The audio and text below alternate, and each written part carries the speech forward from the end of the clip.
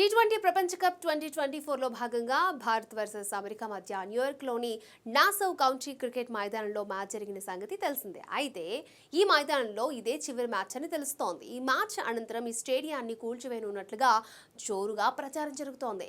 అమెరికాలో క్రికెట్కు ఆదరణ పెంచాలనే లక్ష్యంతో ఐసీసీ టీ20 ప్రపంచ కప్ 2024 ఆతిథ్య దేశంగా యుఎస్ను ఎంపిక చేసింది. లీగ్ మ్యాచ్లను న్యూయార్క్తో పాటు ఫ్లోరిడా, డాలస్లో నిర్వహించింది.